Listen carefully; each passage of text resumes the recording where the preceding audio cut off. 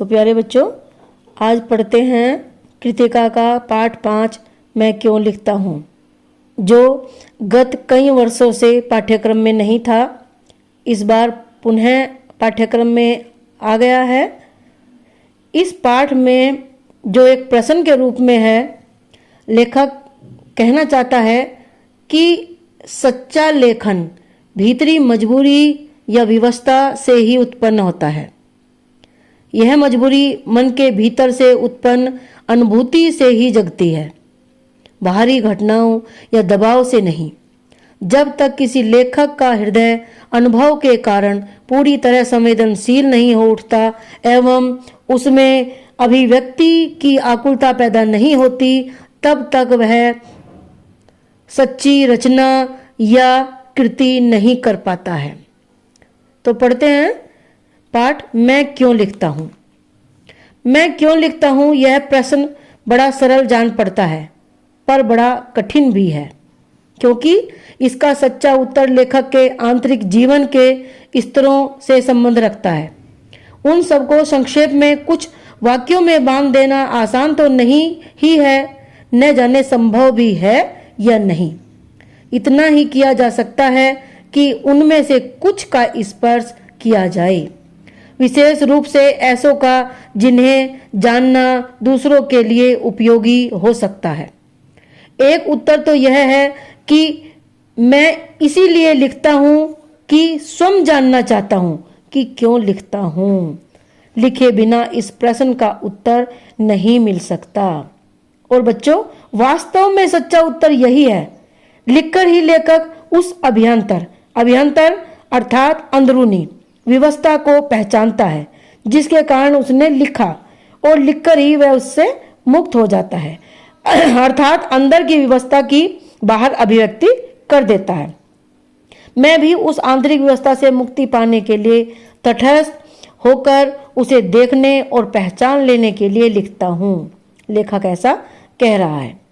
मेरा विश्वास है कि सभी कृतिकार, क्योंकि सभी लेखक कृतिकार नहीं होते, क्योंकि कृति आंतरिक विवशता के कारण जन्मती है, न उनका सब लेखन ही कृति होता है। सभी कृतिकार इसीलिए लिखते हैं। यह ठीक है कि कुछ ख्याति अर्थात प्रसिद्धि मिल जाने के बाद कुछ बाहर की व्यवस्था से भी लिखा जाता है, जैसे संपादकों के आग्रह से, प्रकाशक के तकाजे से, आर्थिक आवश्यकता से अर्थात धन की व्यवस्था के कारण। पर एक तो कृतिकार हमेशा अपने सम्मुख यह ईमानदारी से यह भेद बनाए रखता है कि कौन सी कृति भीतरी प्रेरणा का फल है, अर्थात कौन सी आंतरिक विवशता के कारण लिखी हुई कृति है, कौन सा लेखन बाहरी दबाव का। दूसरे यह भी कि बाहर का दबाव वास्तव में दबाव नहीं रहता, वह मानो भीतरी उन्मेष का निमित्त बन जाता है, अर्थात भीतर जो प्रकाश फैलाना है उसका केवल बाहरी दबाव कारण मात्र रहता है, एक सहयोग के रूप में काम करता है। यहाँ लेखक ने दो बातें कही हैं।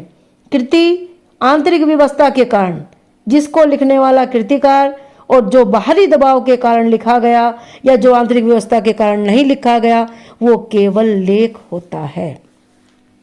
यहाँ पर कृतिकार के स्वभाव और आत्मानुशासन का महत्व बहुत होता है।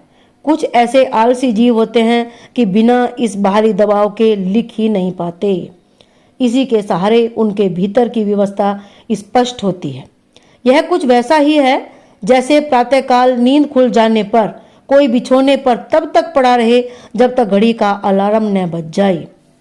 इस प्रकार वास्तव में कृतिकार बाहर के दबाव के प्रति समर्पित नहीं हो जाता है, अर्थात उसे एक सहायक के रूप में लेता है, उसे केवल एक सहायक यंत्र की तरह काम में लाता है, जिससे भौतिक यथार्थ के साथ अर्थात सामाजिक सत्य के साथ, सत्यता के साथ उसका संबंध बना रहे।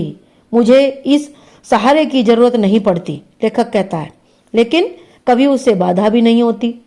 उठने वाली तुलना को बनाए रखूं तो कहूं कि सवेरे उठ जाता हूं अपने आप ही, पर अलार्म भी बज जाए तो कोई हानि नहीं मानता।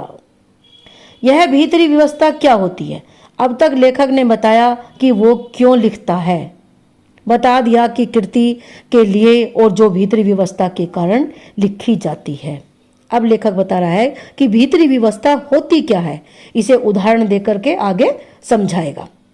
इसे बखानना बड़ा कठिन है, क्या वह नहीं होती, यह बताना शायद कम कठिन होता है, या उसका उदाहरण दिया जा सकता है, कदाचित वही अधिक उपयोगी होगा।